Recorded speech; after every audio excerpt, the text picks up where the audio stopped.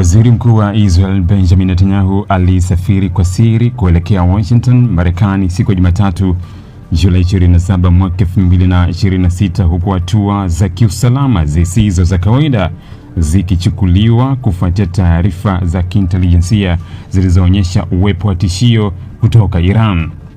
Kwa mujibu wa ripoti ya kituo cha habari cha Israel cha Channel 12, mamlaka za usalama za Israel zilishauri safari hii ifanyike kwa usiri mkubwa ili kupunguza uwezekano wa Iran au washirika wake kupata taarifa za mapema kuhusu ratiba ya safari na kujaribu kutekeleza shambulizi dhidi ya waziri mkuu huyo.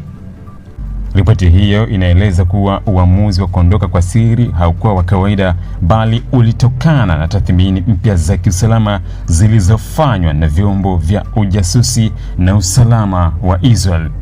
Tathmini hizo zilidai kuwa Iran imeongeza juhudi za kuwafuatilia na kuwalenga viongozi wa ngazi za juu wa Israel katika kile kinachoonekana kuwa sehemu ya mkakati wa kulipiza kisasi kufuatia mfululizo wa matukio ya kijeshi na kiintelijensia yaliyotokea katika miezi ya hivi karibuni. Kwa mujibu wa taarifa hizo, maafisa wa usalama walichukua tahadhari kali kabla ya ndege ya Netanyahu kuondoka. Ratiba ya safari haikutangazwa mapema, maelezo kuhusu muda halisi wa kuondoka yalifichwa, na taarifa za njia ambayo ndege ingetumia zilidhibitiwa kwa karibu. Hatua hizo zililenga kupunguza uwezekano wa taarifa hizo kuvuja na kutumiwa na maadui kupanga mashambulizi.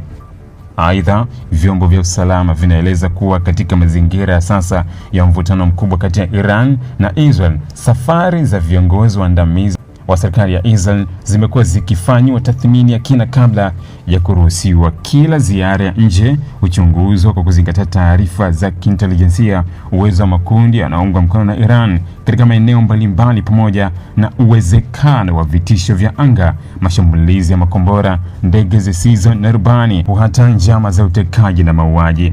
Hatua hizi zinakuja wakati ambapo uhusiano kati ya Israel na Iran umefikia kiwango cha juu cha mvutano kufuatia mapigano ya hivi karibuni kutoka pande zote mbili. Katika kipindi hicho, Iran na Israel zilikuwa zikishambuliana kwa njia za moja kwa moja na kupitia makundi ya shirika, hali iliyoongeza hofu ya kuenea kwa mzozo katika eneo la Mashariki ya Kati. Kwa upande wa Israel, viongozi wa usalama wanaamini kuwa Iran inaweza kutumia fursa yoyote inayojitokeza kuwashambulia viongozi wa kisiasa ama kijeshi wa Israel nje ya mipaka ya nchi hiyo. Kwa sababu hiyo, ulinzi wa Netanyahu pamoja na viongozi wengine waandamizi umeimarishwa si tu ndani ya Israel, bali pia wanapokuwa katika ziara za kimataifa.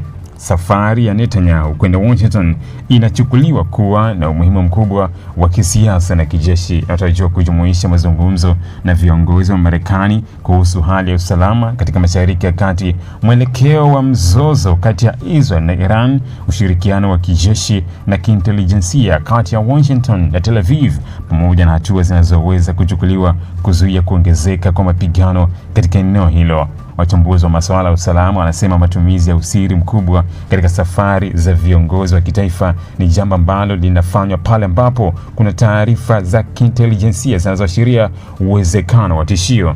Katika mazingira hayo, mamlaka zinaweza kubadili ratiba za safari dakika za mwisho, kutumia njia mbadala za anga, kuongeza ulinzi wa anga na ardhini, pamoja na kupunguza idadi ya watu wanaofahamu mipango ya safari hiyo. Hadi sasa Israel haijathibitisha rasmi maelezo yote yaliyoripotiwa na Channel 12 kuhusu hatua hizo za usalama.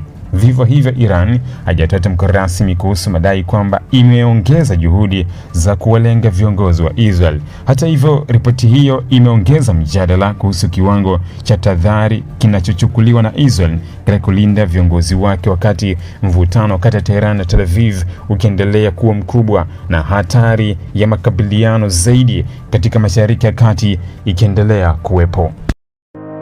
Ili kuwa mwanafamilia bora wa Global TV, usisahau kusubscribe, like, kushare na kucomment.